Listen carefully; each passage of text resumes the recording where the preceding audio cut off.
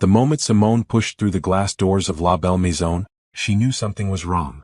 The restaurant sparkled under bright crystal chandeliers, every table draped in cream linens, and the air smelled like expensive wine and fresh roses. She'd cleaned these very floors just 3 hours ago, on her hands and knees, scrubbing until the marble gleamed like glass. Now she was here as a guest. Or so she thought. Her husband Derek stood near the entrance with his mother, his 2 brothers, and a woman Simone had never seen before. The woman wore a red dress that probably cost more than most people's monthly rent. Her hand rested on Derek's arm like she owned it. "Derek," Simone called out, confused. Her voice sounded small in the grand space. He turned, and his face transformed from a smile to disgust in half a second. "What are you doing here? You texted me to come. You said family dinner at 7. Simone clutched her purse, suddenly aware of her simple dress, the one she'd changed into after her shift.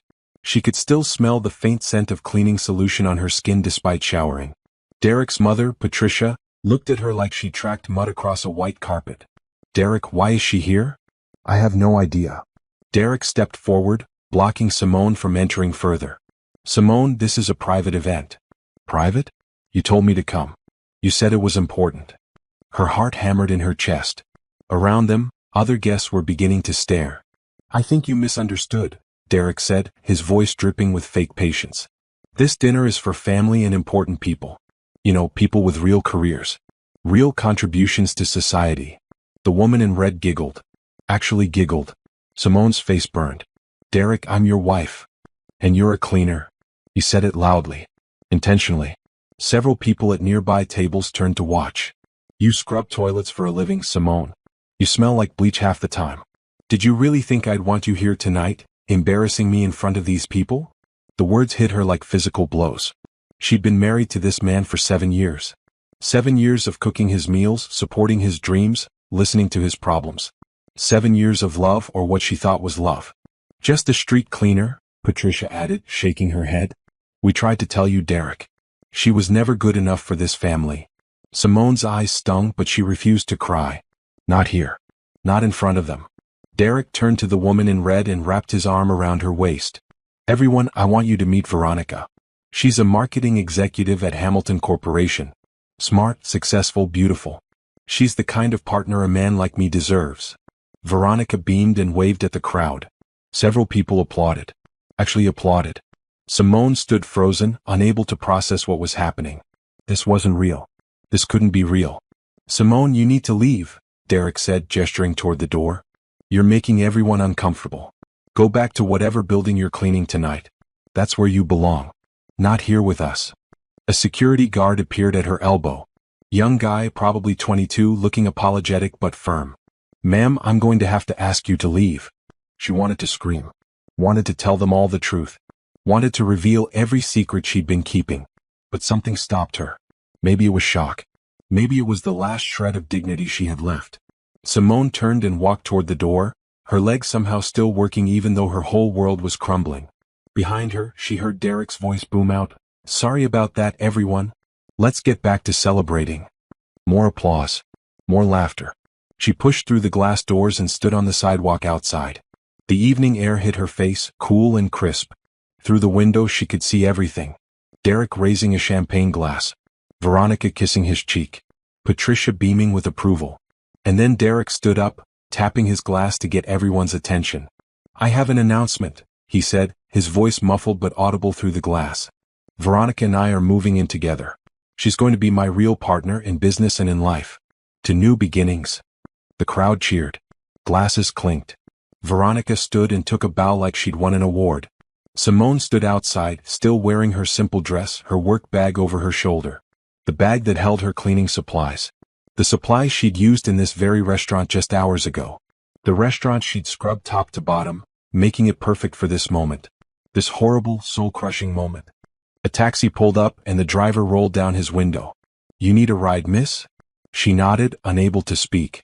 Got in. Gave him an address 3 blocks away. As the taxi pulled away from the curb, Simone finally let herself look back. Through the rear window she could see the restaurant glowing like a jewel box. Everyone inside looked so happy. So perfect. So convinced of their own superiority. They had no idea what was coming. None of them knew that the street cleaner, They just humiliated owned that restaurant. Owned the building it sat in. Owned 42 other properties across the state. None of them knew that Simone's net worth could buy and sell Derek's entire family 10 times over. And she was going to make sure they found out. One devastating revelation at a time. But first she needed to cry. Just for tonight. Tomorrow the revenge would begin. The taxi dropped Simone at a small apartment building in a modest neighborhood. She climbed the 3 flights of stairs to Unit 304, unlocked the door, and stepped inside the tiny space she'd called home for the past 6 months. 1 bedroom. A kitchenette with barely enough room to turn around. Furniture from thrift stores. This was the life Derek knew. The life he thought was all she had. He'd never been to her other place. Simone locked the door, dropped her bag, and finally let the tears come. She cried for an hour, sitting on the worn couch, letting out every bit of pain and humiliation. When the tears stopped, she felt empty but clear-headed. She pulled out her phone and made a call. Simone. The voice on the other end was deep and concerned. It's 10 at night. Everything okay? No, Jerome. Everything is not okay. But it's about to be. She took a breath. I need to tell you what happened tonight. And then I need to tell you what we're going to do about it. Jerome Washington was her business partner, her lawyer, and the only person who knew the whole truth about her double life. They'd met 9 years ago when Simone was working as an actual cleaner, trying to save money for college. Jerome had been a young attorney volunteering at a legal aid clinic, helping workers fight unfair labor practices. Simone had come in because her boss was stealing tips. Jerome had taken her case for free, won it, and then asked her a question that changed everything. What do you really want to do with your life? I want to run a company, she told him. A company that treats workers right, pays them well, respects them. I want to prove that you can be successful and decent at the same time. Jerome had believed her. He'd helped her create a business plan, connected her with investors, and guided her through the legal maze of starting a company. Pristine Holdings was born from a $5,000 loan and a dream. That was 8 years ago.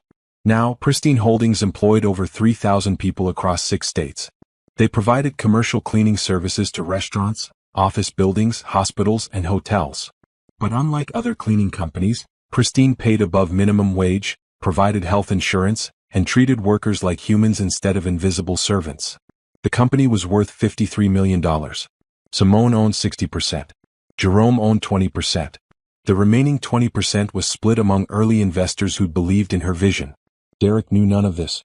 When Simone met Derek 7 years ago at a coffee shop, she'd been so tired of men who only saw dollar signs.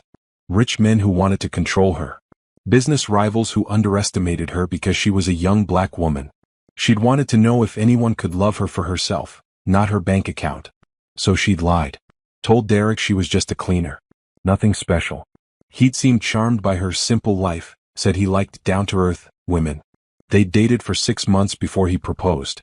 Simone had drawn up a prenuptial agreement, disguised in a stack of papers Derek signed without reading. He'd been too eager to get married, too convinced he was doing her a favor by choosing her. The prenup stated clearly that all assets owned before the marriage remained separate. Derek had zero claim to Pristine Holdings or any of her investments. For the first few years the marriage had been good. Derek worked at a small architectural firm. Simone continued to clean during the day while secretly running her company at night.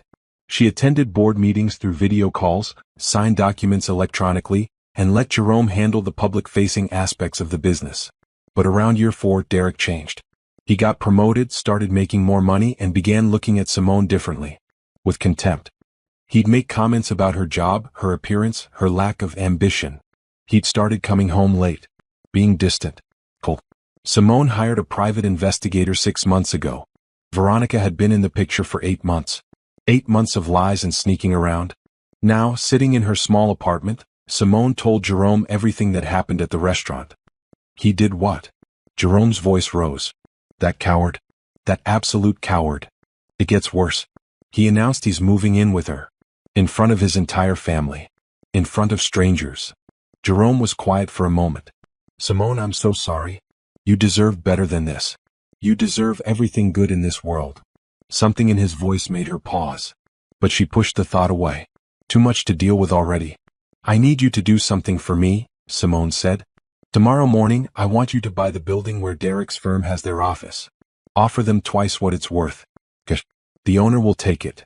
Consider it done. What else? Find out who his biggest clients are. I want to know which ones we already have connections with. And I want to know which ones we can get. On it. Simone, are you sure about this? Revenge is going to take time and energy. Are you ready for that? She thought about standing on the sidewalk outside the restaurant, watching Derek kiss Veronica, hearing his family laugh at her expense. I've never been more ready for anything in my life. After hanging up with Jerome, Simone took a long shower. She washed away the cleaning solution smell, the humiliation, the sadness. When she stepped out, she looked at herself in the mirror. She was beautiful. She'd always known that, but Derek had spent years trying to make her forget it. Her skin was smooth and dark like rich coffee.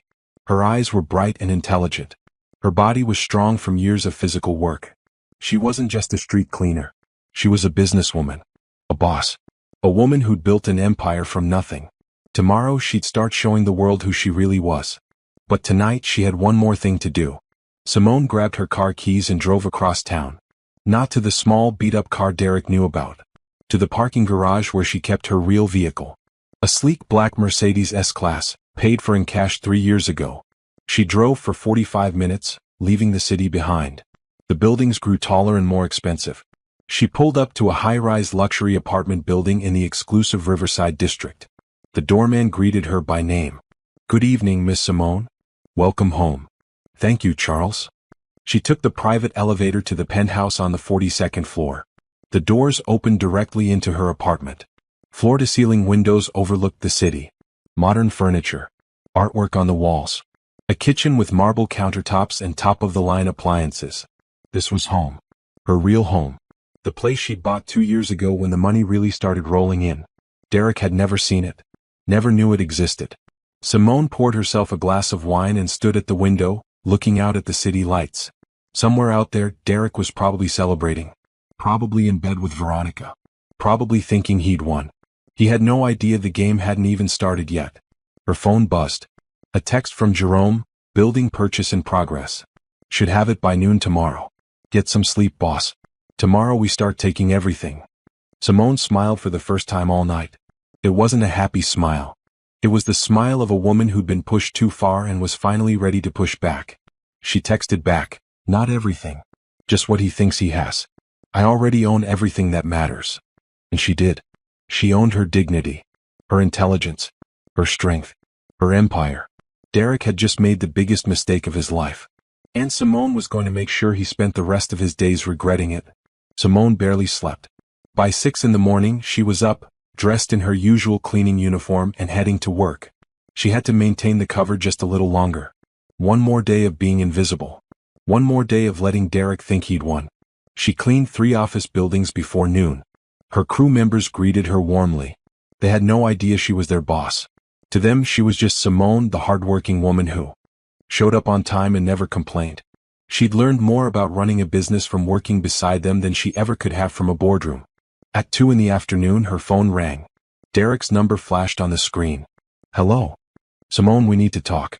Come home tonight at 6. I'll be there. His voice was cold. Businesslike. Like he was scheduling a meeting with someone unimportant. Okay. She kept her voice small. Defeated. Let him think she was broken. Good. Don't be late. He hung up without saying goodbye. Simone finished her shift, changed clothes, and drove the beat-up Honda Civic she kept for appearances. She parked in front of the small house Derek had insisted they buy 5 years ago. It was in his name only. He'd said her credit wasn't good enough. Another lie she'd let him believe. She unlocked the door and stepped inside. The living room was a disaster. Boxes everywhere. Her clothes thrown into garbage bags. Her photos pulled off the walls and tossed in a pile. Derek emerged from the bedroom, dressed in an expensive suit. Probably bought with money he thought made him important. Finally. I've been waiting. He gestured at the mess. As you can see, I'm packing your things. This marriage is over. Simone stood perfectly still. What? Don't act surprised. You had to know this was coming. I'm successful now, Simone. I'm making 6 figures. I have important clients. I need a wife who matches my lifestyle. You're not that person. We've been married 7 years. And I've wasted 7 years. Veronica is everything you're not. Educated. Polished. She knows how to dress, how to talk to people. She makes me look good. You make me look like I married down. Each word was designed to cut. And they did cut. But not in the way he thought. I want a divorce, Derek continued. He pulled papers from his briefcase and slapped them on the kitchen table. Sign these tonight. I already signed. My lawyer drew them up. Simone walked over and looked at the papers. They were hastily prepared, full of spelling errors, probably done by some cheap attorney Derek found online. You'll get nothing, Derek said, smiling now. You came into this marriage with nothing. You contributed nothing. The house is mine. The cars are mine. The bank accounts are mine. You can take your clothes and your cleaning supplies. That's it. What about the prenup we signed? Simone asked quietly. Derek laughed. What prenup? I never signed a prenup. You probably made that up. You're not smart enough to have thought of a prenup anyway. So he'd forgotten. Or more likely, he'd never bothered to read it in the first place. I need you out tonight, Derek continued. Veronica is moving in tomorrow. She's already picked out new furniture. We're getting rid of your cheap stuff. Starting fresh. Where am I supposed to go? Not my problem. Maybe one of those rundown apartment buildings you clean. I'm sure you can afford a place like that. He pulled out his phone and checked the time. I have to meet Veronica for dinner. Sign the papers. Leave your key on the table. Be gone by 9. He walked past her, grabbed his keys and headed for the door. Then he stopped and turned back. You know what the saddest part is? I actually felt sorry for you at first. Poor Simone, scrubbing floors, no education, no prospects. I thought I was being charitable by marrying you. Turns out I was just being stupid. Thank God Veronica woke me up. She showed me what I could have. What I deserve. And what's that? Simone asked. Everything. Success. Respect. A woman who doesn't smell like cleaning solution. A real partner, not a burden. He left, slamming the door behind him. Simone stood in the destroyed living room for a long moment. Then she walked to the table and picked up the divorce papers. She read through them carefully. Derek was asking for nothing from her because he thought she had nothing. He was offering her nothing because he thought she deserved nothing. Perfect. She signed her name at the bottom of every page. Dated them. Took photos with her phone for her records. Then she stacked them neatly on the table. She walked through the house one last time. Most of these things weren't even hers. They were items Derek had bought, decorations he'd chosen. The only things that mattered to her were the photos of her late mother and her grandmother. She pulled those from the pile and put them in her purse. Everything else could burn for all she cared. She grabbed her clothes from the garbage bags. Derek had mixed them all up, wrinkling her dresses, tangling her jewelry. Disrespectful even in this. It took 3 trips to load everything into her car. As she carried the last bag, a neighbor came out. Simone? What's going on? Moving out, Mrs. Chen. Oh no. Are you and Derek okay? We're getting divorced. He wants me gone tonight. Mrs. Chen's face fell. I'm so sorry, honey. If you need anything at all, you let me know. You were always such a sweet girl. Derek should be ashamed of himself. Thank you, Mrs. Chen. That means a lot. Simone got in her car and placed the house key on the table inside as instructed. She took one last look at the place she'd called home for 5 years. She'd cooked meals in that kitchen. Watched movies in that living room. Slept in that bedroom. She tried to make it a home. But it never was. Not really. It was Derek's house. Derek's space. She'd just been a guest who overstayed her welcome. She locked the door behind her and drove away. This time she didn't cry. Instead she called Jerome. It's done. He gave me the divorce papers. I signed them.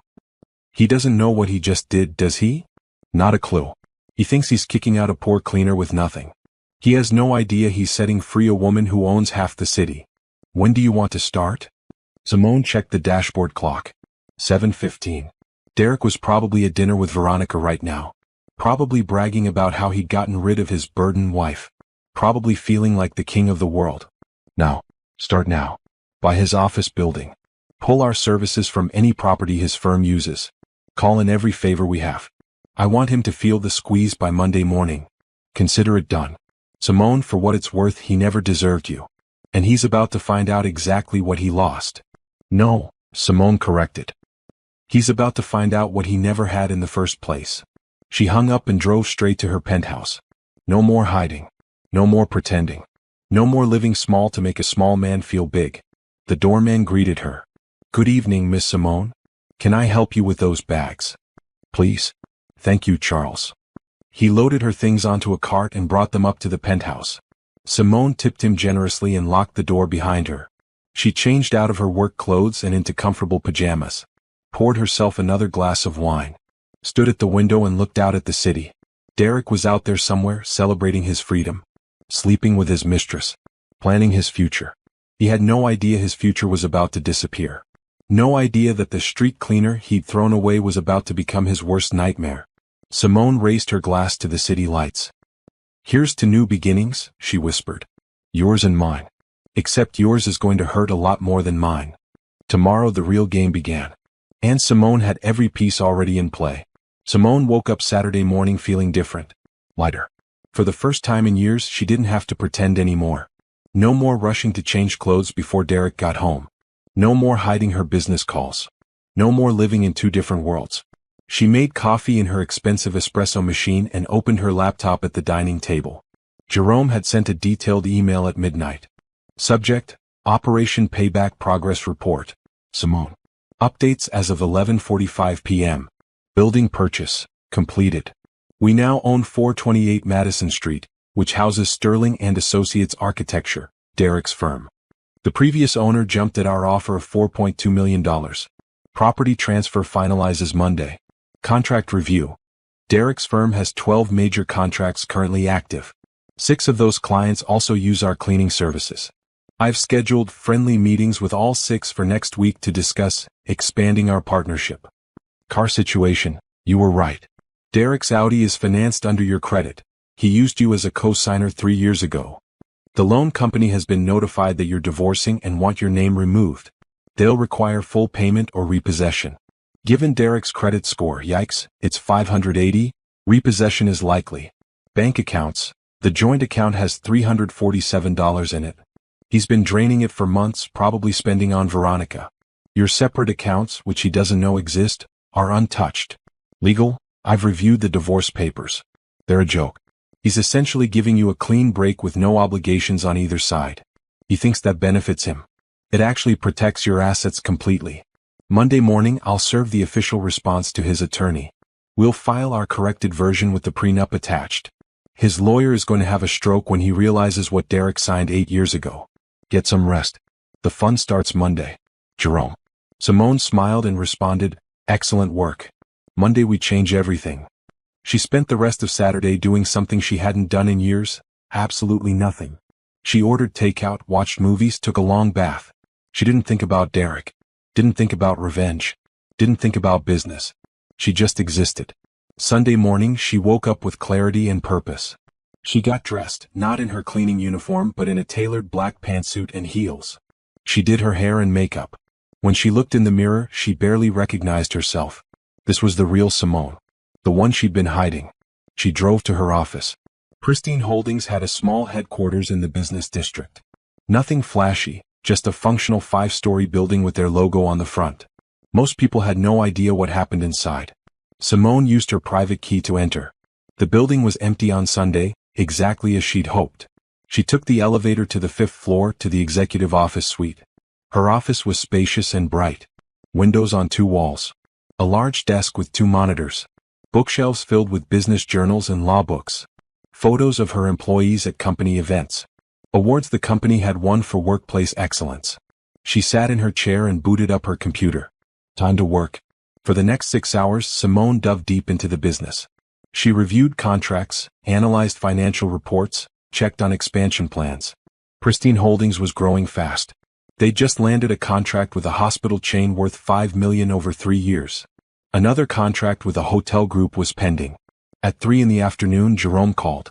"You're at the office, aren't you?" "How do you know?" "Because I am too." "5th floor?" "Come on up." 2 minutes later, Jerome knocked and entered. He was tall, over 6 feet, with dark skin and intelligent eyes. He wore jeans and a casual shirt. In all the years she'd known him, she'd never seen him wear a suit unless he was in court. "You look different," he said, studying her. "I feel different." "Good different." "Yes. I feel like myself again."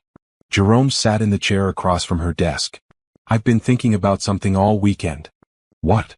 "Why'd you stay with him so long? Once you realized what he was, why didn't you leave?" Simone leaned back in her chair. She'd asked herself the same question 1,000 times. "I think I wanted to believe he could change. That maybe if I worked harder, was better, proved myself somehow, he'd see me for who I really was. But the truth is he never wanted to see me. He wanted someone he could look down on. Someone who made him feel superior. If I told him about the business, he wouldn't have been proud. He'd have been threatened. You're right, Jerome said. Men like Derek don't want equals. They want trophies or servants. You were never going to win with him. I know that now. So what's the plan? Complete destruction? Or just enough to teach him a lesson? Simone thought about it. She could destroy Derek completely. Take everything. Leave him with nothing. She had the power to do it. But was that who she wanted to be? I want him to understand what he lost, she finally said. I want him to realize that he threw away something valuable. I want him to see me for who I really am, and I want it to hurt when he realizes he'll never have me again. But I don't want to destroy him completely. That's too easy. I want him to live with his choices. Jerome nodded slowly. That's more mercy than he deserves. Maybe. But it's not for him. It's for me. I need to walk away from this knowing I'm better than he is. That I didn't sink to his level. Fair enough. So we squeeze him, reveal the truth, take what's ours, and then we're done. Exactly. I can work with that. Jerome stood to leave, then paused at the door. Simone, can I say something personal? Of course. You're one of the strongest people I've ever met. What Derek did to you would have broken most people. But you're here planning your next move, building your empire.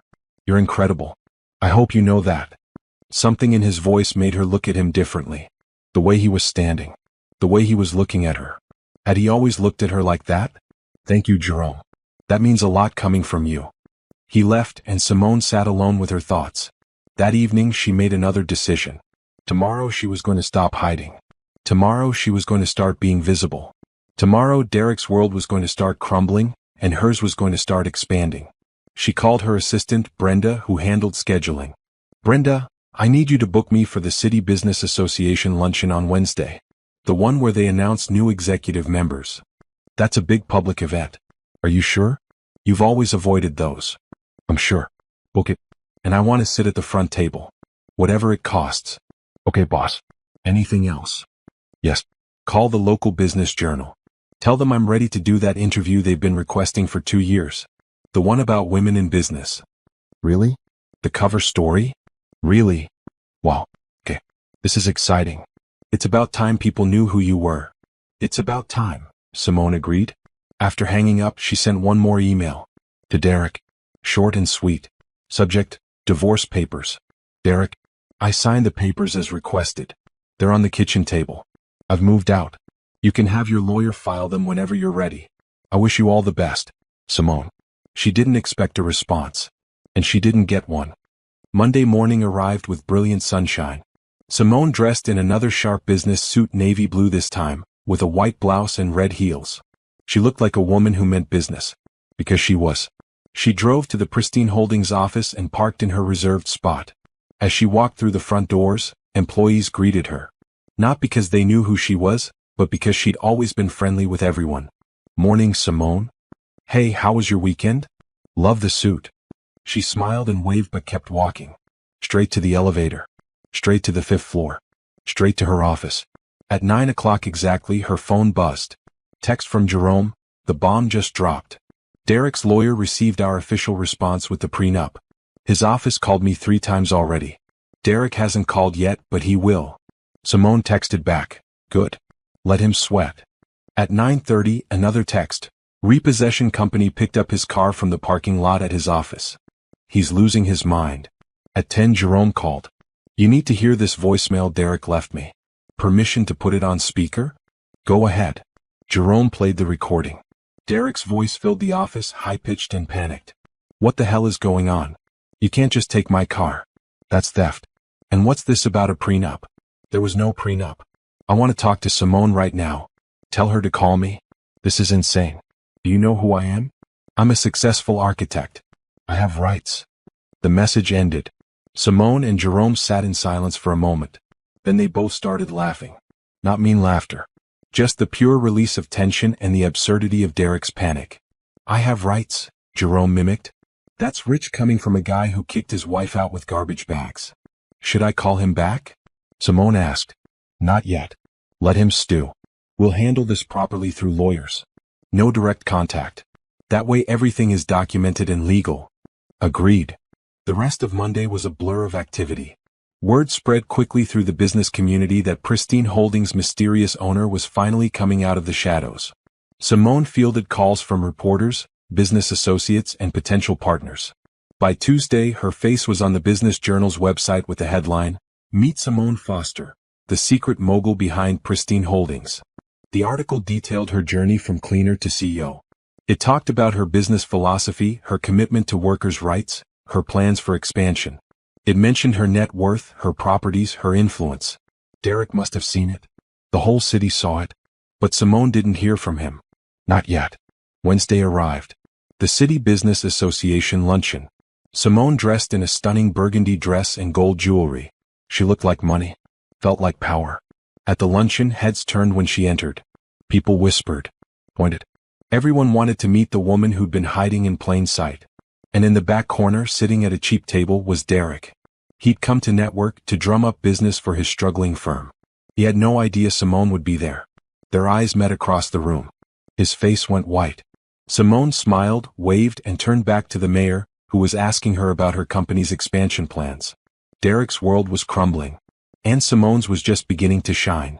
Derek left the business luncheon before lunch was even served. Simone watched him rush out, his face red, his hands shaking. She felt a small twinge of something, not quite satisfaction, not quite pity. More like the feeling you get when you watch someone finally face the consequences of their own actions. The rest of the luncheon went beautifully. Simone networked with business owners, politicians, and community leaders. People were fascinated by her story. Several offered partnership opportunities. One woman, the owner of a boutique hotel chain, hugged her and said, "You're an inspiration. You've been here the whole time and nobody knew. That takes incredible strength." By Thursday morning, Derek's unraveling was in full swing. Jerome sent updates throughout the day. 9:15 a.m., the building sale is complete. Derek's firm just got notice their rent is tripling next month. They can either pay up or move out. 10:30 a.m., two of Derek's major clients just canceled their contracts. Both cited restructuring, but we both know the truth. 2:45 p.m., Derek showed up at our office building. Security turned him away. He tried to force his way in. Police were called but he left before they arrived. 4:10 p.m., his firm just lost their bank loan. The bank called it in early because Derek's financials don't support it. Turns out most of his success was built on credit and promises. Simone read each update with a strange feeling in her chest. She'd wanted Derek to understand what he'd lost, but watching his life fall apart was harder than she'd expected. Not because she felt bad for him, she didn't, but because it was all so pathetic. This was the man she'd loved for 7 years. The man she'd built a life with. And now he was revealed as nothing more than a paper tiger. All show, no substance. Friday afternoon, Veronica called. Simone almost didn't answer, but curiosity got the better of her. "Hello. Is this Simone?" The voice was shaky. "It is. This is Veronica. I need to talk to you about Derek." "I have nothing to say to you, Veronica. You made your choice. Please just listen. I didn't know. I swear I didn't know." "Didn't know what?" "About you. About who you really are. Derek told me you were just a cleaner. That you had nothing. That you were holding him back. He said he was doing you a favor by staying married to you. He made it sound like you were pathetic." Simone's grip tightened on the phone. "And you believed him?" "Yes. I'm not proud of it, but yes. He was so convincing. But then I saw the article about you in the Business Journal. About your company. Your money. Everything. And I realized he'd been lying. To me. To everyone. Why are you calling me? Because he's losing everything. His business is failing. His car got taken. He can't pay his bills. And he's angry. So angry. He keeps saying you set him up. That you tricked him. He's talking about revenge." "Revenge?" Simone laughed. It wasn't a nice laugh. "He humiliated me in public. Called me a street cleaner. Threw me out of our home. What exactly does he think he has to be angry about?" I know. I'm not defending him. I'm just warning you. He's not thinking straight. He showed up at my apartment last night, screaming about how you ruined his life. I had to call security to get him to leave." "So you're done with him now that his money's gone?" There was a long pause. "That's not fair. But yes, I'm done. I realize now he was using me just like he was using you. He wanted someone who made him look good. I was a prop. Just like you were. I was never a prop, Simone said quietly. I was a wife. There's a difference. I'm sorry. For what I did. For my part in hurting you. I know sorry doesn't fix anything, but I needed to say it. Noted. Is there anything else? Just be careful. Derek isn't stable right now. I don't think he'd hurt you physically, but I don't know what he might do. I'll be fine. I have security. And lawyers. And enough money to protect myself from whatever tantrum he wants to throw. Simone hung up before Veronica could say anything else. She immediately called Jerome and told him about the conversation. I'll increase security at all our properties, Jerome said. And I'll hire a personal security detail for you. Just until things calm down. Is that necessary? Yes. Men like Derek are dangerous when they're cornered. He's lost his money, his girl, his reputation. He's got nothing to lose. That makes him unpredictable. Fine. Do it.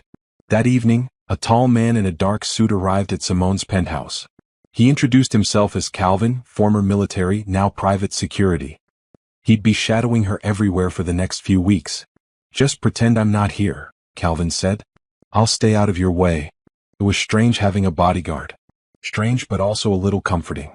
Jerome had been right. Derek was unpredictable now. Saturday morning Derek made his move. He showed up at Pristine Holdings headquarters at 7 in the morning, before anyone else arrived. He somehow got past the first security checkpoint by claiming he had a delivery. But he didn't make it past the second. Calvin called Simone immediately. We've got him detained in the lobby. He's demanding to see you. Police are on the way. I'll be there in 20 minutes. You don't need to come. Let the police handle it. No. I want to see him. I want to end this face to face. Simone dressed quickly and drove to the office. Calvin met her at the door. He's in the security office. 2 guards are with him. He's not violent, just angry. Lots of yelling. Let me talk to him. Alone. Simone, I don't think that's a good idea. I'll be fine. You can stand outside the door. If I need help, I'll call. Calvin reluctantly agreed. Simone walked into the security office. Derek was sitting in a chair, his clothes wrinkled, his hair messy.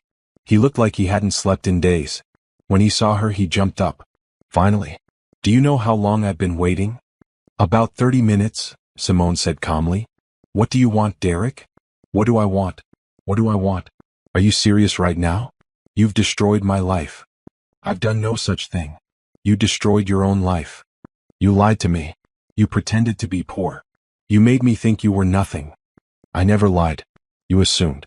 You assumed because I worked as a cleaner that I had no value. You assumed because I didn't brag about money that I didn't have any. You assumed because I dressed simply that I was simple. Those were your assumptions, not my lies. You should have told me. I'm your husband. You were my husband. Past tense. And why should I have told you? So you could what? Take credit for my success? Try to control my business? Spend my money? I saw who you really were, Derek. You wanted a woman you could look down on. Someone you could feel superior to. If I told you about Pristine Holdings on day one, you'd have either tried to take over or you'd have left me because you couldn't handle being with a woman more successful than you. Derek's face twisted. You're wrong. Am I? Then why did you cheat? Why did you humiliate me at that restaurant? Why did you kick me out? Because I was a cleaner. Because you thought I was beneath you. You told me yourself. You wanted someone who matched your lifestyle. Someone who made you look good. Veronica left me, Derek said suddenly. His voice cracked. She's gone. And my business is failing. My clients are leaving. My rent tripled. My car's gone. Everything's falling apart. Because you built it all on lies. You lived beyond your means. You borrowed money you couldn't pay back. You treated people badly and expected no consequences. This isn't my fault. This is yours. Please. Derek's anger drained away, replaced by desperation. Please, Simone. We can fix this. We can get back together. I'll apologize. I'll make it right. We can be a team. With your money and my business sense, we could be unstoppable. And there it was. The real reason he'd come. Not to apologize. Not to take responsibility. But to try to get access to her money. No, Simone said simply. No? Just like that. Just like that. Derek, you don't love me. You never did. You loved what you thought I was, someone small and controllable. And now you love what I actually am, someone rich and powerful. But neither of those is the real me. The real me is someone you never bothered to know. That's not true. It is true. Tell me something about me. Anything. What's my favorite book? What do I do when I'm stressed? What's my biggest fear? What are my dreams? Derek stared at her, mouth open. He had no answers. 7 years, Simone continued. 7 years of marriage and you can't answer a single question about who I really am. Because you never cared. I was a convenience, an accessory. And when I stopped serving your purposes, you threw me away. Simone, please. The divorce papers are filed. It's over. You got what you wanted, your freedom to be with Veronica. The fact that she left you isn't my problem. The fact that your business is failing isn't my problem. You made your choices. Now live with them. You can't just walk away. Watch me. Simone turned and left the office. Calvin fell into step behind her. Behind them, Derek started yelling. This isn't over. You hear me? This isn't over. But it was over. Completely and totally over. The confrontation with Derek left Simone exhausted but clear-headed. She'd said everything she needed to say. The rest was up to him. Police arrived and escorted Derek out of the building. They warned him about trespassing and told him if he came back, he'd be arrested. He left quietly, defeated. Simone spent the rest of Saturday at the office catching up on work. Calvin stayed nearby, professional and silent. By evening she felt drained. Let's call it a day, she told Calvin. I'm going home. Back at the penthouse, Simone made herself dinner and settled on the couch with a book. But she couldn't focus. Her mind kept replaying the confrontation. Derek's desperation. His manipulation. His complete inability to take responsibility. How had she married that man? How had she convinced herself he was worth loving? Her phone buzzed. Text from Jerome, heard about this morning. You okay? She called him instead of texting back. I'm fine. Tired but fine. Derek's a fool. A complete fool. I know. But Jerome, can I ask you something? Anything. Why did you stick with me all these years? Why did you help me build this company when you could have been working for a big firm, making partner money? Jerome was quiet for a long moment. Because I believed in you. From the first day we met, I knew you were special. You had this fire in you. This determination. And you cared about people. Really cared. Most business owners just see employees as numbers. You see them as humans. That's rare. That's valuable. But it can't have been easy. All those late nights. All the times I made you lie about who really owned the company. All the times you had to deal with my problems. Simone, I need to tell you something. And I've held back for years because the timing was never right. But maybe now is the right time. Her heart started beating faster. Okay. I didn't help you just because I believed in your business plan. I helped you because I believe in you. As a person. As a woman. As someone who changed my whole perspective on what success means. Somewhere along the way, I stopped being just your business partner and lawyer. I became your friend. And then I became something more, at least in my own head. Jerome. Let me finish. I know the timing is terrible. You just left your marriage. You're dealing with all this stuff with Derek. But I can't keep pretending I don't feel what I feel. I care about you. More than I should. More than is probably professional. But I needed you to know. Simone closed her eyes. She'd suspected. The way he looked at her. The way he always put her first.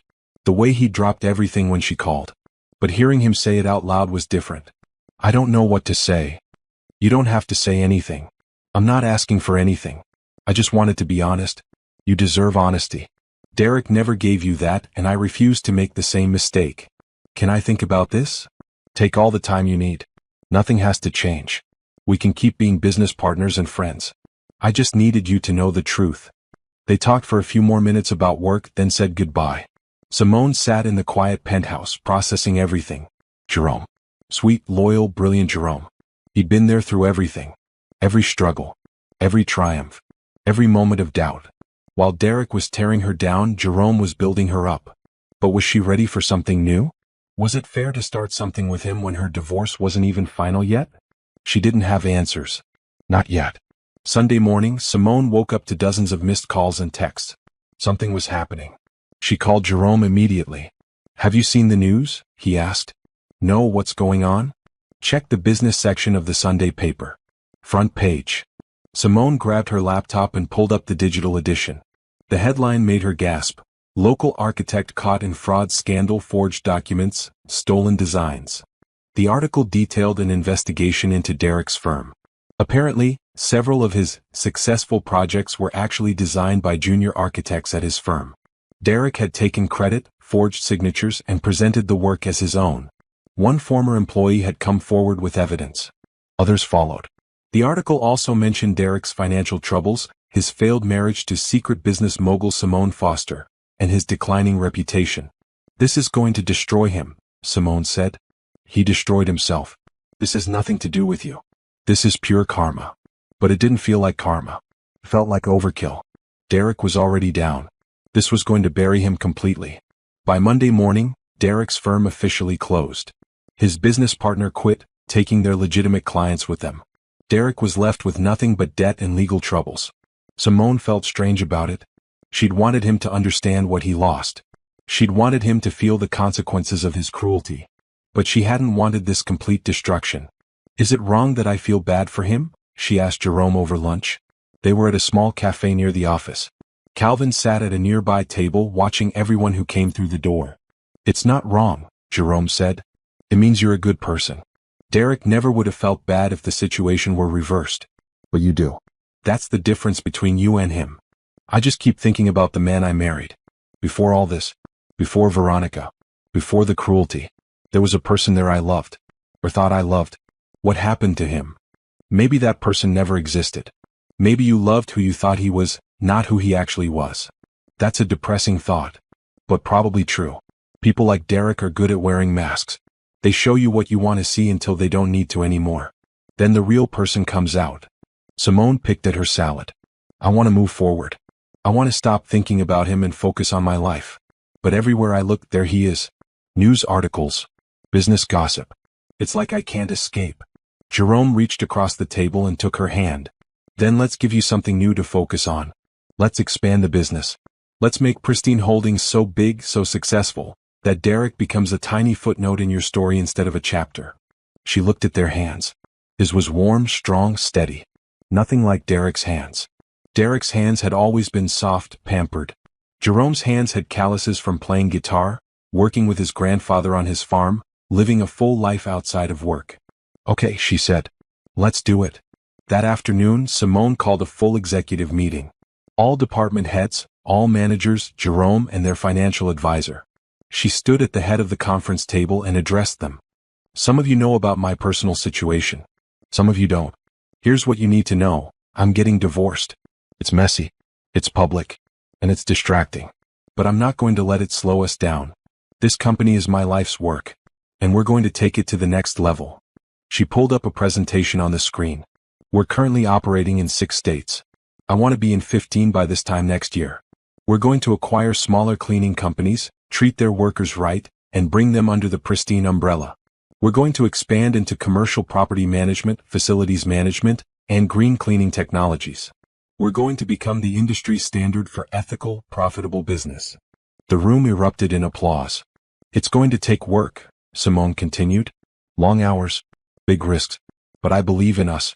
I believe in what we're building. Who's with me?" Every hand went up. After the meeting, Jerome pulled her aside. "That was incredible. You're incredible. Thanks. I needed to do that. I needed to remind myself why I built this company in the first place. It wasn't for Derek. It wasn't to prove anything to anyone. It was for me. And for every person who works here. You're going to change the industry," Jerome said. "You already have. But you're going to take it so much further. We're going to take it further. I can't do this without you. You won't have to." That evening, as Simone drove home, she got a call from an unknown number. She almost didn't answer. But something made her pick up. "Hello? Simone Foster?" The voice was female, professional. "Yes. My name is Angela Rodriguez. I'm a reporter with National Business Magazine. I'm doing a feature on women business owners who've overcome adversity. Your story has caught national attention. Would you be willing to sit down for an interview?" Simone thought about it. National coverage. Her story told on a bigger stage. More opportunities. More visibility. "Yes," she said. "I'd be willing." "Wonderful. How about Wednesday at your office?" Wednesday works. After hanging up, Simone realized something. She was excited. For the first time in years, she was genuinely excited about her future. Not scared. Not worried. Just excited. Derek had tried to make her small. But she was about to become huge. The National Business Magazine interview happened on Wednesday afternoon. Angela Rodriguez was a sharp woman in her 40s with intelligent eyes and quick laugh. She sat across from Simone in the executive office, recording device between them. "Let's start at the beginning," Angela said. "How does a woman go from being a cleaner to owning a $50 million empire without anyone knowing?" Simone told her story. All of it. The early days of scrubbing floors, meeting Jerome, starting the company, working undercover to understand her employees' lives. And yes, the marriage to Derek, the hiding, the revelation, the divorce. "Why did you hide it from your husband?" Angela asked. "Because I wanted to be loved for me. Not my money, not my success, just me. And I thought if I could find someone who loved me without all that, I'd know it was real. Turns out I chose the wrong person to test that theory on." "Do you regret it? The hiding, I mean?" Simone thought about it. "No, because I learned something valuable. I learned that I don't need anyone's validation. Not my husband's, not society's, not even my employees. I'm successful because I worked hard and made good choices. That's enough." "What about romance? Are you open to finding love again?" Simone smiled slightly. "Maybe. But next time I'm going in with my eyes wide open. No more hiding who I am. No more making myself small for someone else's comfort. Next time I want someone who can handle all of me. The business owner. The dreamer. The woman who still likes to scrub a floor now and then because it reminds me where I came from." "Is there someone like that in your life now?" Simone thought about Jerome. "Possibly. But I'm taking my time. I'm healing. I'm focusing on my business. If something develops naturally, great. If not, I'm fine on my own." The interview continued for 2 hours. Angela was thorough, asking about everything from business strategy to personal values to future plans. By the end, Simone felt like she'd been put through an emotional workout. "This is going to be a powerful piece," Angela said as she packed up. "Women need to hear stories like yours. You're proof that you can come from nothing, face betrayal, and still come out on top." "I didn't come from nothing," Simone corrected gently. "I came from a mother who worked 3 jobs to give me opportunities. I came from a grandmother who taught me that dignity isn't about what you do, it's about how you do it. I had more than nothing. I had love. That's everything." Angela's eyes got a little misty. "That's a beautiful way to look at it. Can I use that quote?" "Please do." After Angela left, Simone sat alone in her office. Through the windows she could see the city spread out below. So many people. So many stories. So many struggles. Somewhere out there, Derek was probably sitting in a cheap apartment, drowning in debt and regret. Part of her felt sorry for him. But mostly she felt free. Her phone buzzed. Text from Jerome, "Dinner tonight?" Nothing fancy. Just 2 friends grabbing food. She texted back, "Sounds perfect. Pick me up at 7. They went to a small Ethiopian restaurant in a neighborhood Simone loved. No fancy decor. No pretentious menu. Just good food and good company. "How'd the interview go?" Jerome asked as they shared a platter of injera and stews. "Good. Really good." She asked about you actually. "Me? Why?" "Because everyone who knows the Pristine Holdings story knows you're a huge part of it. You're my partner. My lawyer. My friend." She wanted to know how we met, how we built this together. "What did you tell her?" "The truth. That you believed in me when nobody else did. That you worked for almost nothing in the early days because you saw the vision. That I wouldn't be where I am without you." Jerome looked down at his plate. "You'd have made it without me. Maybe. But it wouldn't have been as fun. And I probably would have made more mistakes. You balanced me out. Still do." They ate in comfortable silence for a while. Then Jerome asked, "Have you thought about what I told you? About how I feel?" "I have. A lot actually." "And?" Simone put down her fork. "Here's the thing. I'm attracted to you. I care about you deeply. But I'm also scared. My judgment about men is clearly terrible. I married Derek.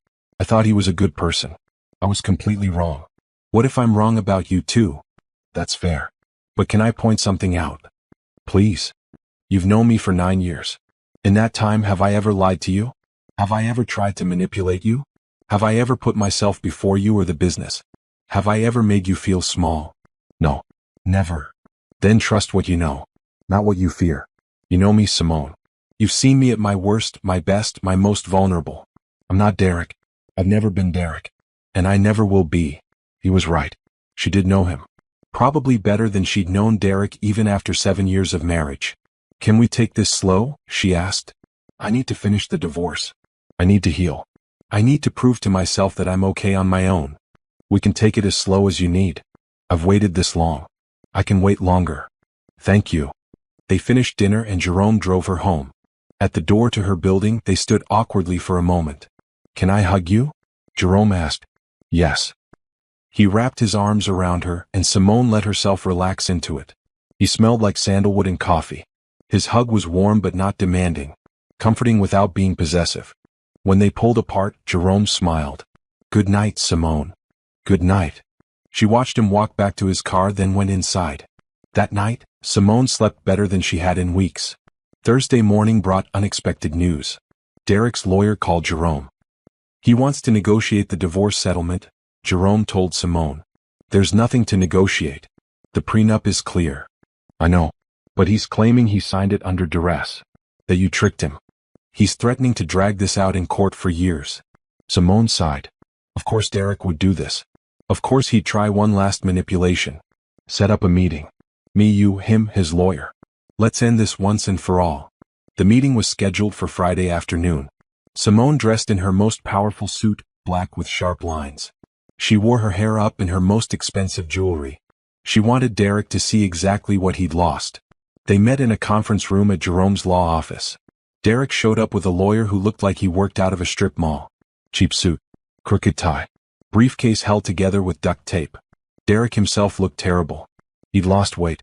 His clothes hung on him. He had dark circles under his eyes. Thank you for agreeing to meet, Derek's lawyer began. My client believes there are inequities in the current divorce settlement. Your client signed a prenuptial agreement, Jerome said calmly. That agreement is legal and binding. My client claims he was coerced into signing it. That Miss Foster presented it as something else. Simone laughed. She couldn't help it. Derek, you signed that prenup with a smile on your face. You were so eager to marry me that you signed whatever I put in front of you. That's not coercion. That's carelessness. You tricked me. Derek burst out. You made me think you were poor. You lied about everything. I never lied. I worked as a cleaner. That wasn't a lie. I just didn't tell you I also own the company. That's not the same thing. You hid your wealth. That's fraud. No, that's privacy. I had no legal obligation to disclose my finances to you while we were dating. And after we married, the prenup protected my assets. Everything was legal and above board. Derek's lawyer shuffled papers. My client is requesting a 50-50 split of all marital assets. There are no marital assets, Jerome said. The house is in Derek's name only. The cars were in Derek's name. The bank accounts were separate. Pristine Holdings existed before the marriage and is explicitly protected by the prenup. There's nothing to split. That can't be right, the lawyer said, looking confused. It's completely right. Your client essentially has no claim to anything of Miss Foster's. Meanwhile, Miss Foster has no claim to anything of your client's. It's a clean break. Both parties walk away with what they brought into the marriage. Derek slammed his hand on the table. That's not fair. She has millions. I have nothing. You have what you earned, Simone said quietly. Which apparently isn't much. You did this on purpose. You destroyed my business. You turned my clients against me. You took my car. I did none of those things. Your business failed because you were committing fraud. Your clients left because they found out you were a liar. Your car was repossessed because you couldn't make payments. None of that is my fault. I want half of what you have. I deserve it for putting up with you for 7 years. And there it was. The real Derek. The one who thought he deserved things just for existing. You deserve nothing, Simone said, her voice cold now. You cheated on me. You humiliated me in public. You called me a street cleaner like it was an insult. You kicked me out of our home with garbage bags. And now you want to be rewarded for that? Not in this lifetime. The prenup, Derek's lawyer started. The prenup stands, Jerome interrupted. If your client wants to challenge it in court, we'll see him there. But I should warn you, we have ironclad documentation. We have witnesses who will testify to Derek's awareness of what he was signing. We have his signature on every page. We have his initials. We even have video of the signing from the notary's security camera. There's no case here. Derek's face crumpled. Please, Simone. I'm sorry. I'm so sorry for everything. I was wrong. I was stupid. Please don't do this to me. I'm not doing anything to you. You did this to yourself. The divorce papers are filed. We'll both sign the final documents. And then we'll never have to see each other again. I still love you. Those words hung in the air. For words that meant nothing because they came from someone who'd never understood what love actually meant. No, you don't, Simone said. You love my money. You love the idea of being rescued. You love avoiding consequences. But you don't love me. You never did. And I don't love you anymore either. I'm done, Derek. Completely done. She stood up. Jerome stood with her. We'll be in touch about the final signing, Jerome said to Derek's lawyer. Until then, your client needs to stop contacting Miss Foster. No calls. No texts. No showing up at her work. If he does, we'll file for a restraining order. They walked out, leaving Derek slumped in his chair, finally understanding that he'd lost. In the parking lot, Jerome turned to Simone. You okay? I'm perfect. That felt amazing. Like I finally closed a door that's been hanging open for too long. You were incredible in there. Strong. Clear. Unshakable. I learned from the best, she said, smiling at him. Come on. Let's get you home. As they drove away, Simone looked back once at the law office. Derek was standing at the window watching them leave. He looked small. Defeated. Lost. She felt nothing. Not triumph. Not pity. Just nothing. And that's how she knew she was really moving on. 3 weeks later, the divorce was final. Simone signed the papers in Jerome's office. Derek signed them at his lawyer's office. They never had to see each other again. Simone celebrated by taking her entire executive team out for dinner. They went to an upscale steakhouse, ordered the best wine, and toasted to new beginnings. To the boss, Jerome said, raising his glass. The strongest woman I know. To the team, Simone corrected. I'm only as strong as the people around me. They drank and laughed and told stories late into the night. Simone looked around the table at these people who'd supported her, believed in her, worked beside her. This was her real family. Not Derek's cold, judgmental relatives. Not Patricia with her constant criticism. But these people who saw her value every single day. After dinner, Jerome walked her to her car. Big day, he said. Huge day. I'm officially single again. How does it feel? Like freedom. Like possibility. Like I can finally breathe. They stood in the parking lot, the city lights twinkling around them. Simone, I know we said we'd take things slow. And we will. But can I take you out?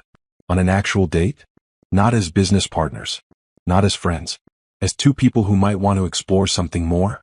She'd been expecting this question. Had been thinking about her answer for weeks. Yes. I'd like that. Jerome's face lit up. Yeah. How about next Saturday? Something fun. Not too serious.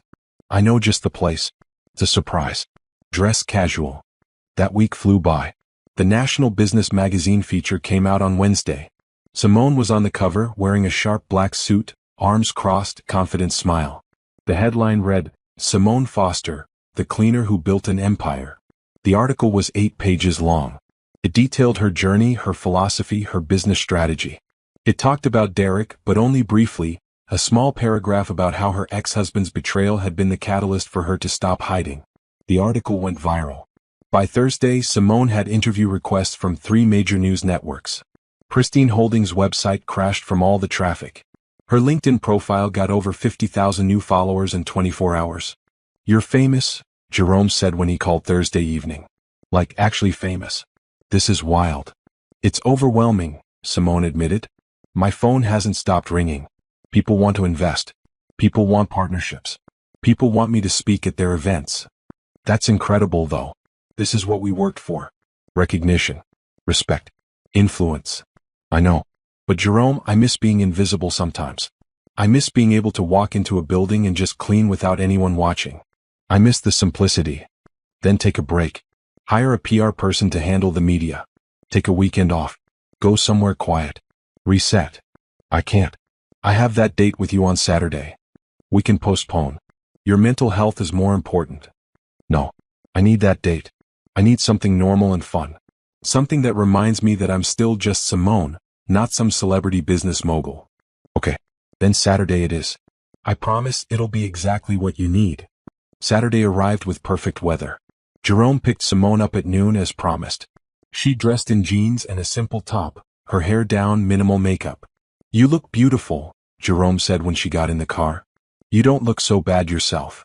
He drove them out of the city, heading into the countryside. They talked about everything and nothing. Music, books, Childhood memories. Was easy, comfortable, natural.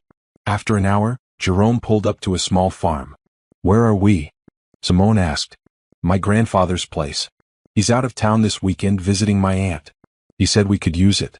Come on. They got out and walked through the property. There was a small house, a barn, acres of fields. It was quiet, peaceful. The only sounds were birds and wind. This is where I grew up, Jerome said. Well, partly.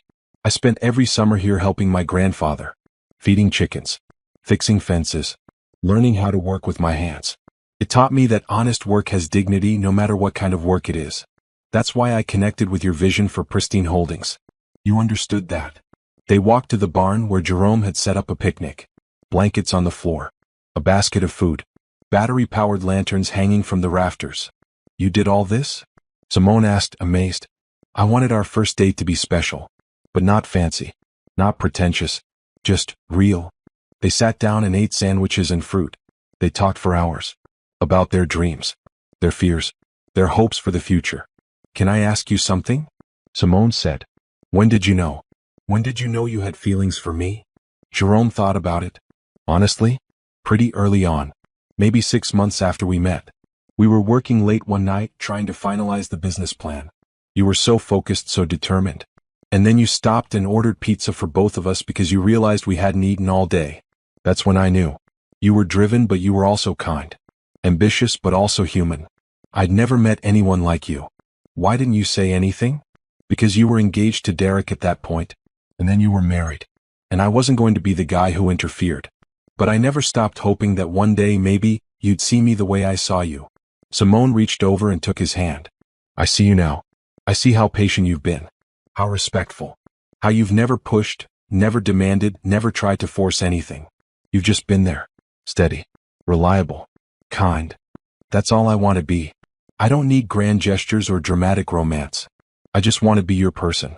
The one you turn to when things are good or bad. The one who makes you laugh. The one who sees all of you and loves all of you.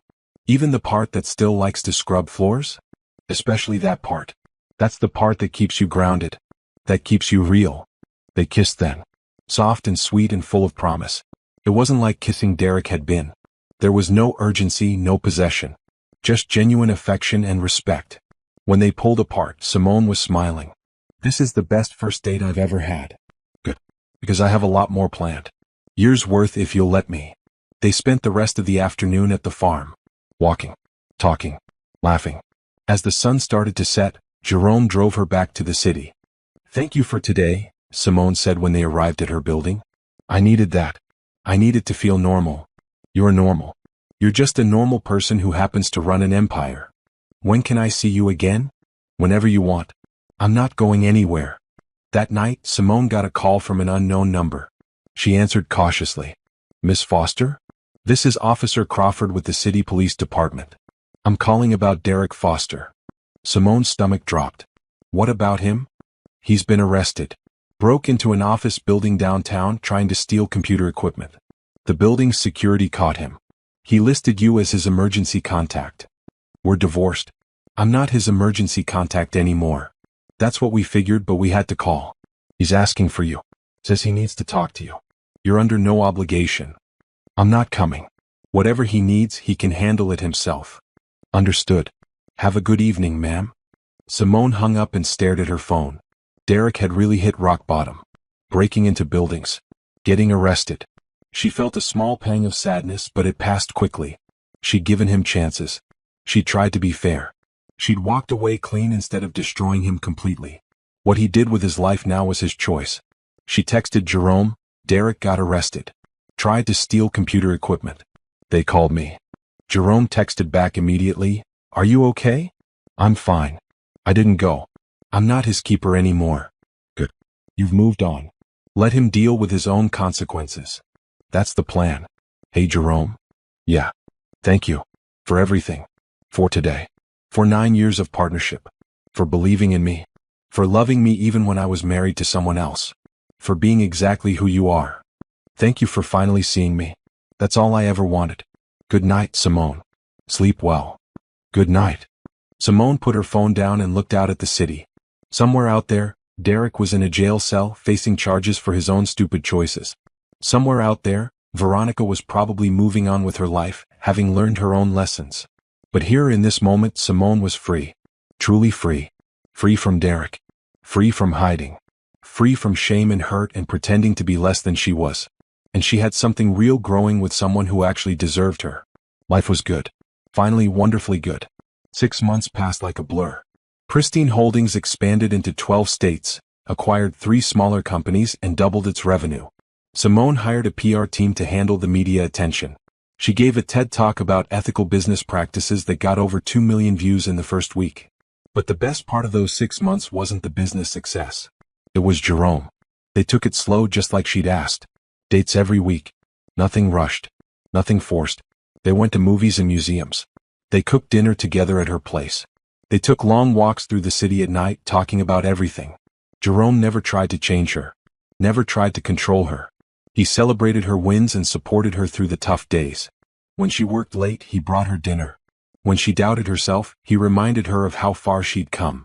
When she needed space, he gave it without complaint. He was everything Derek wasn't. Patient. Kind. Secure in himself. He didn't need her to be small so he could feel big. He loved her exactly as she was. By month 4, Simone knew she was falling in love with him. Real love. Not the illusion she'd had with Derek, but actual, genuine love built on respect and friendship. By month 6, she'd completely fallen. They were at her penthouse one evening, cooking dinner together. Simone was chopping vegetables while Jerome handled the pasta. Music played softly in the background. It was domestic and comfortable and perfect. "I love you," Simone said suddenly. Jerome looked up from the stove. "What?" "I love you. I should have said it sooner, but I was scared. I didn't trust my own judgment after Derek. But I trust it now. I trust you. And I love you."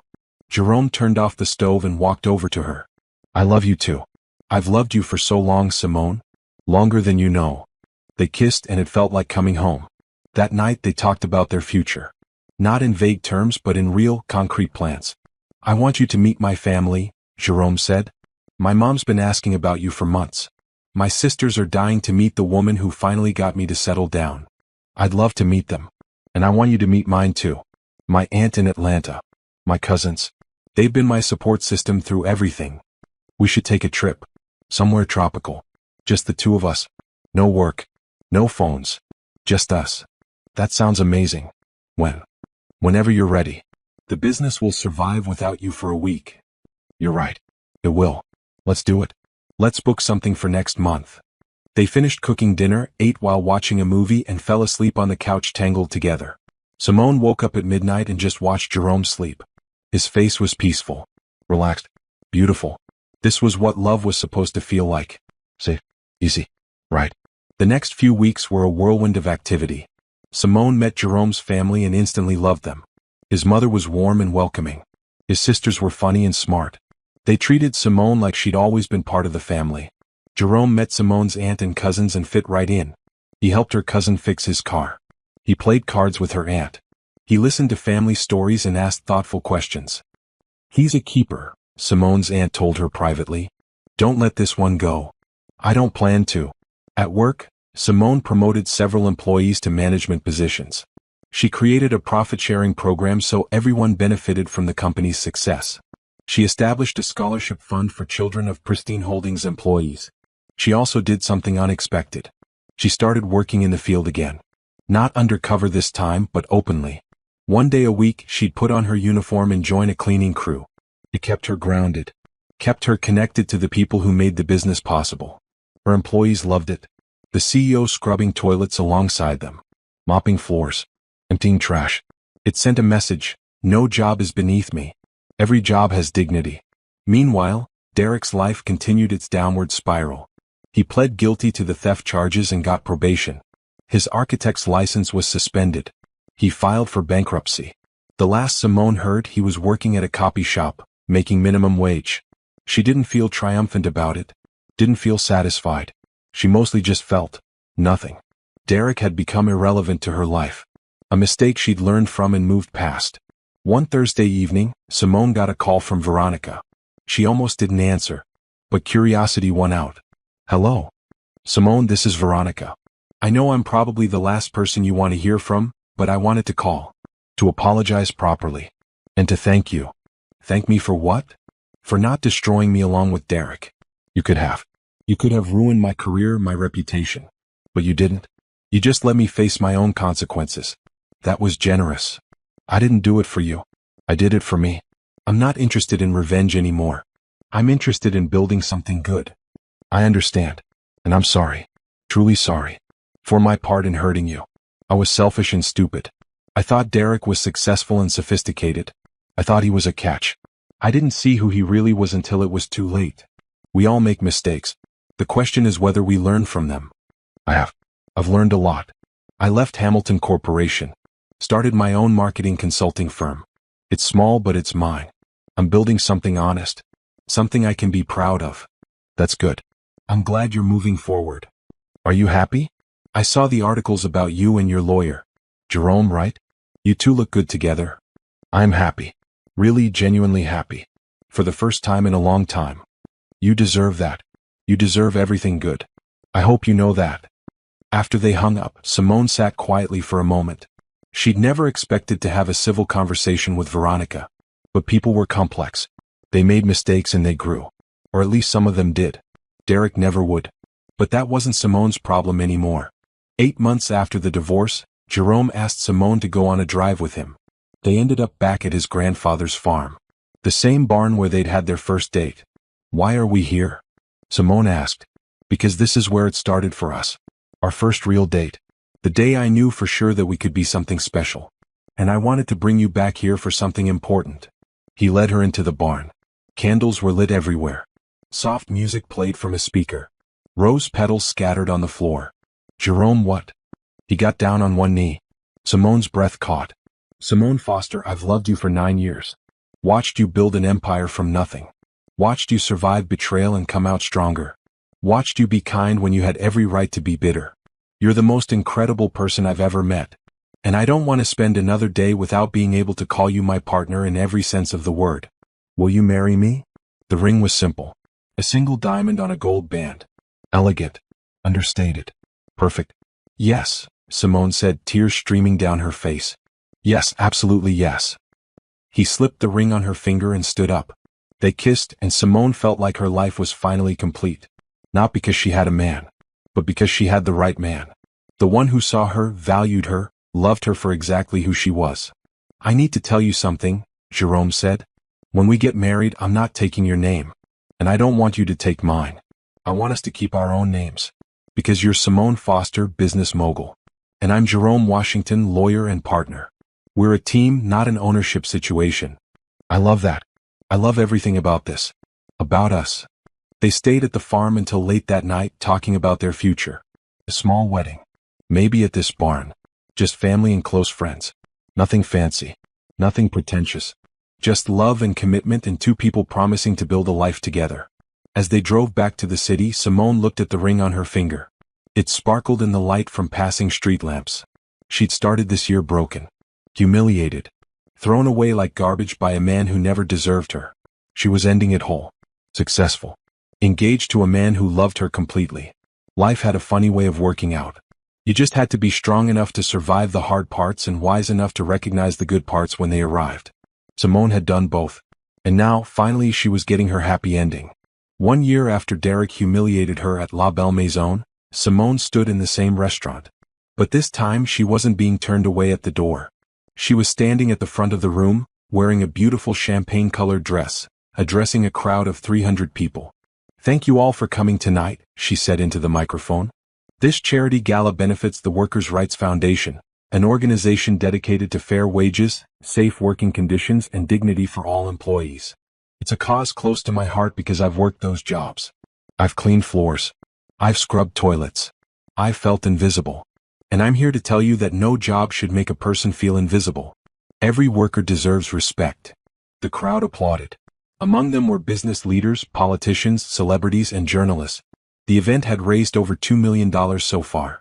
Money that would help workers across the country fight for better treatment. Simone continued speaking for a few more minutes, then stepped down from the podium. Jerome was waiting at her table, looking handsome in a tuxedo. You were incredible up there, he said, pulling out her chair. Thanks. I was nervous. Public speaking still isn't my favorite. You couldn't tell. You looked confident and powerful. Simone sat down and looked around the room. This restaurant. This place where Derek had destroyed her. She'd bought it 6 months ago. Renamed it. Turned it into a venue for charity events and community gatherings. Reclaimed it.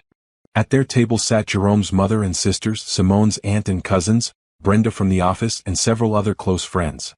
They were laughing and talking, celebrating not just the fundraiser but life itself. Can you believe it's been a year? Simone asked Jerome. A lot can change in a year. Everything changed. I changed. You didn't change. You just stopped hiding. Simone squeezed his hand. They'd been married for 3 months now. A small ceremony at Jerome's grandfather's farm, just like they'd planned. Her aunt had cried. Jerome's mother had cried.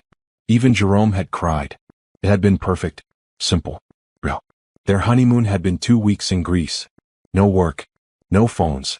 Just the two of them exploring ancient ruins and swimming in clear blue water and falling more in love every day.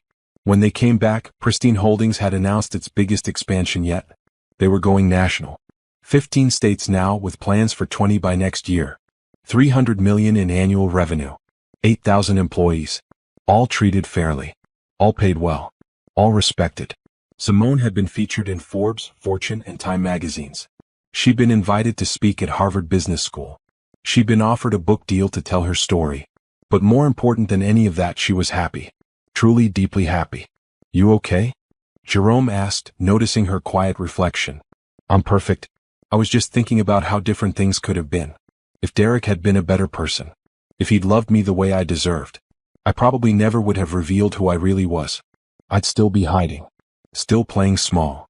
So in a weird way, his cruelty set you free. Exactly. His worst moment became my best opportunity. He tried to break me and ended up breaking himself instead. Speaking of Derek, did you hear? Hear what? He moved. Left the city. His mom told my mom, who told me. Apparently he's working construction in another state. Starting over somewhere nobody knows his story. Simone thought about that. Derek working a manual labor job. Actually earning his money through hard work. Maybe it would teach him something. Maybe it wouldn't. Either way, it wasn't her concern anymore. I hope he finds peace, Simone said. And she meant it. Not because she forgave him, but because holding on to anger would only poison her own happiness. I hope he learns something from all this. Becomes a better person. That's generous of you.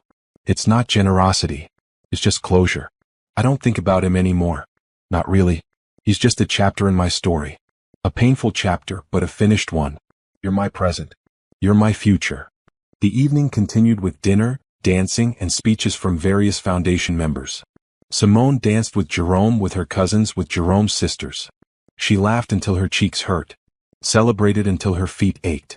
Around midnight, as the party wound down, Jerome pulled her aside. Come with me. I want to show you something.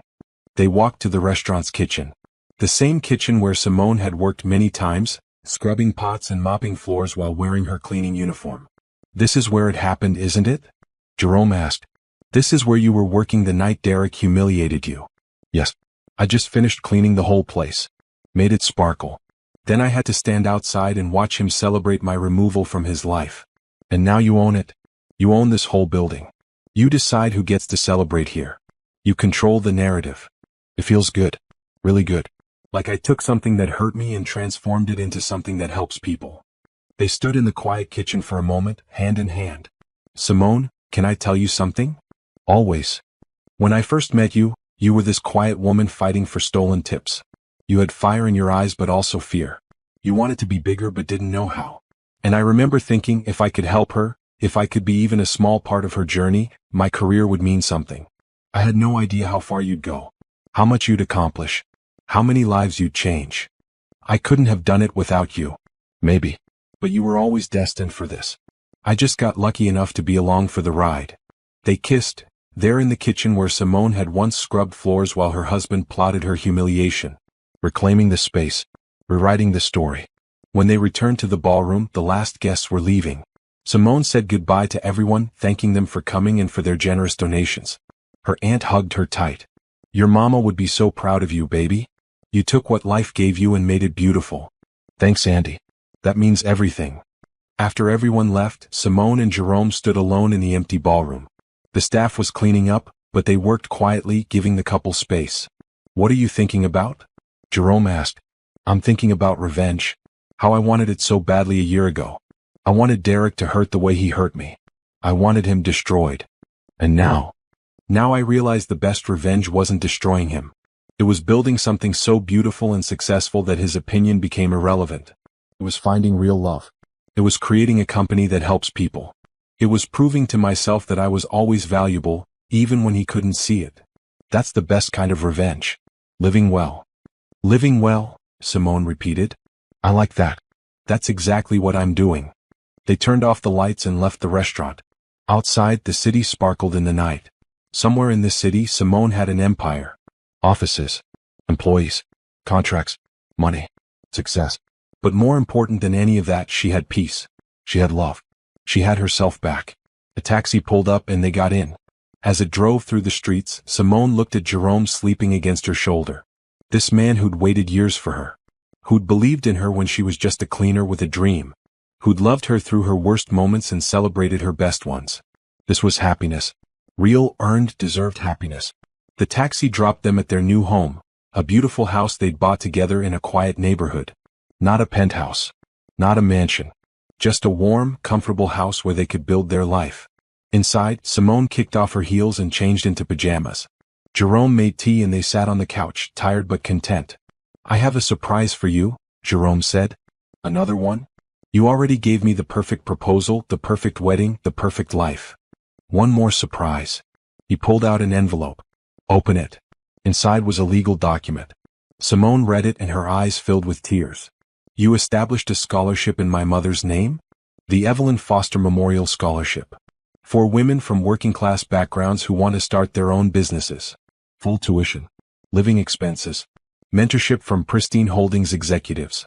Everything your mom would have wanted for women like you." Simone couldn't speak. She just cried. Happy tears. Grateful tears.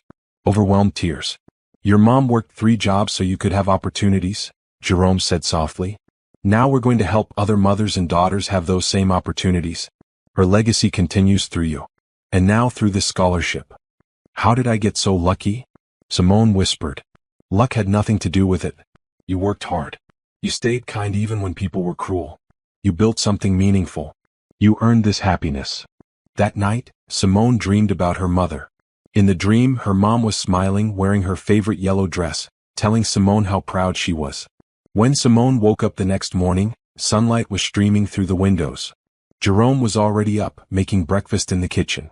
She could smell coffee and bacon. She got up and walked to the window, looked out at the neighborhood.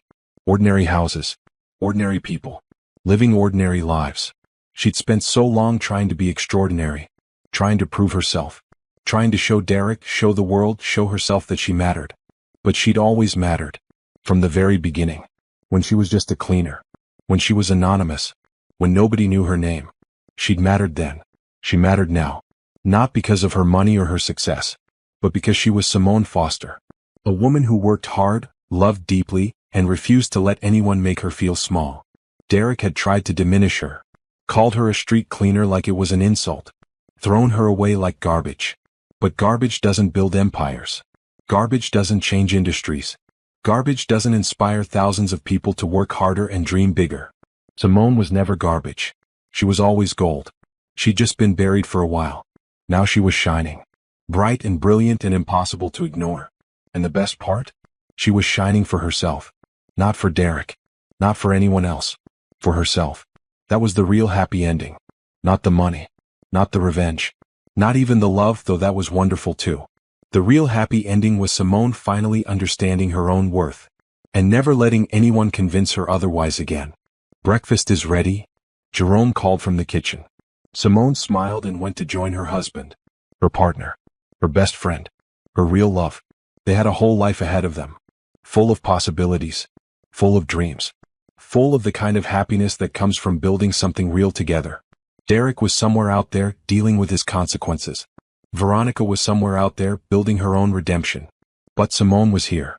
In this moment. In this house. In this life she'd created. And she'd never been happier.